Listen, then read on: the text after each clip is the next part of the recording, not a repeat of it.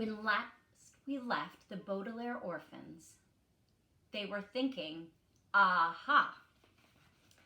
Meanwhile, back at the ranch, Violet was upstairs, surveying her bedroom with a critical eye.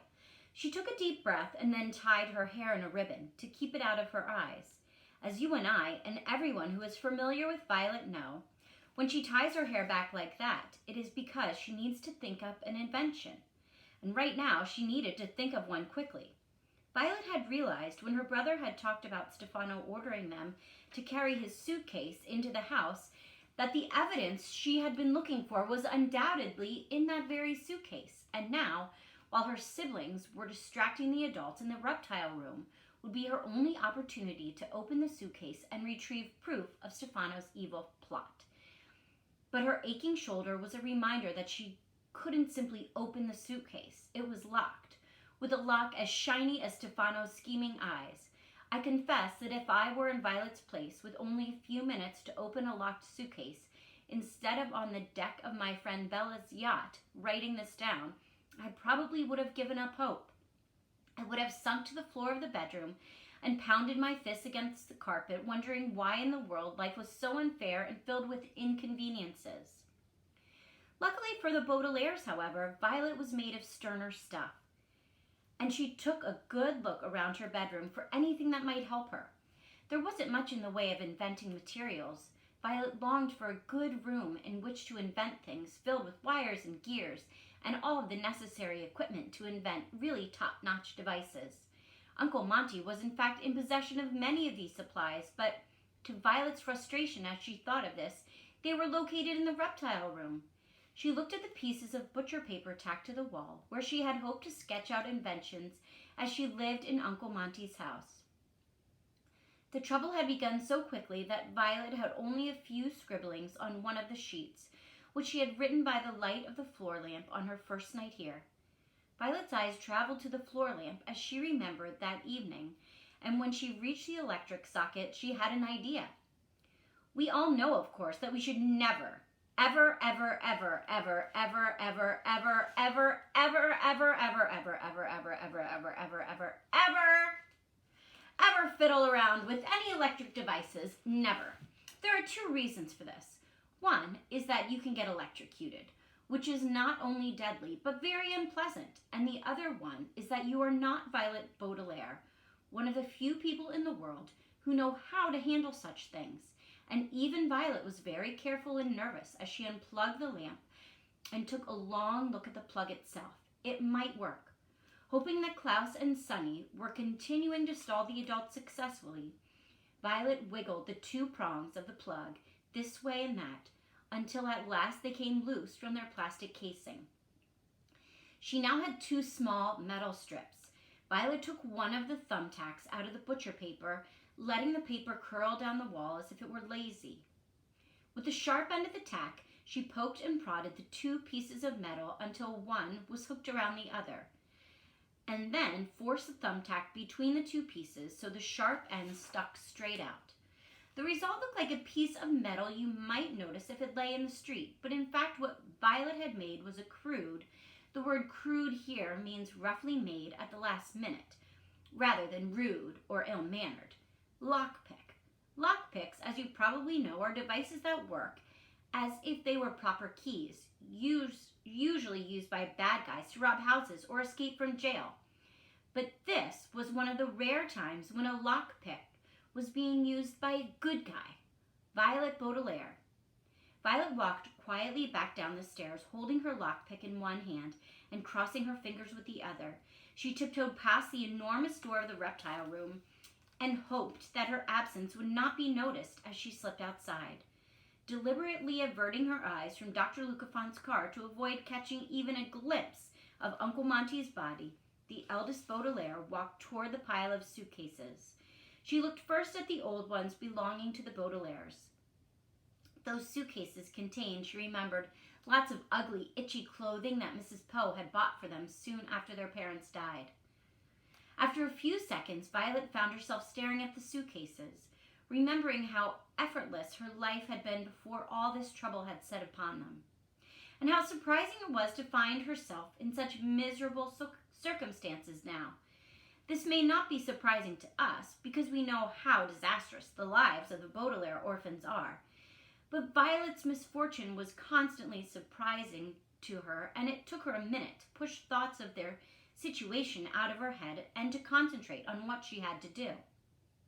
She knelt down to get closer to Stefano's suitcase, held the shiny silver padlock in one hand, and took a deep breath, and struck the lockpick into the keyhole.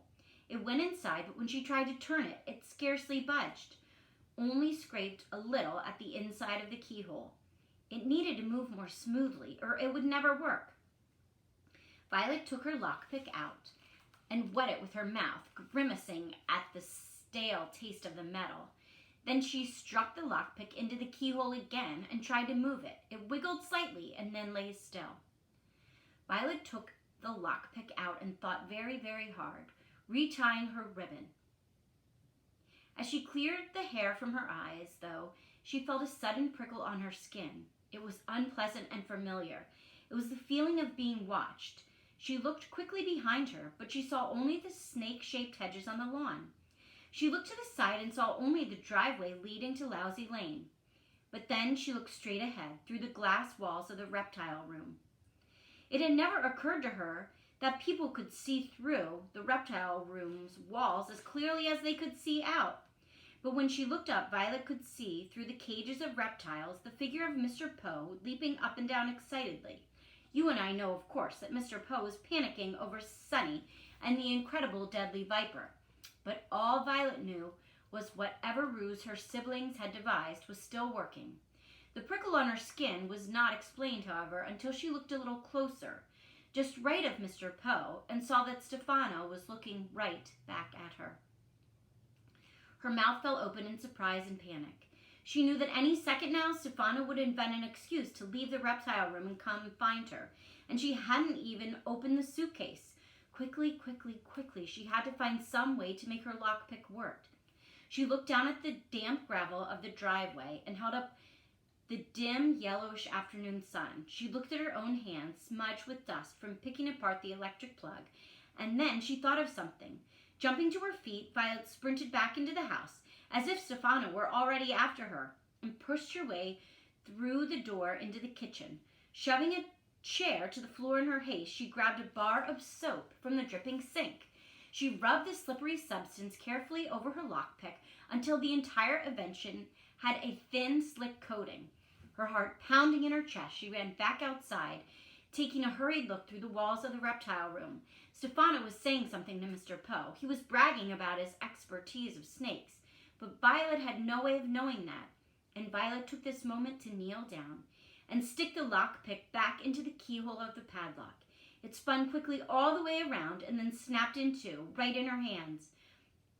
There was a faint sputter of sound as one half fell to the grass, the other one sticking in the keyhole like a jagged tooth. Her lockpick was destroyed.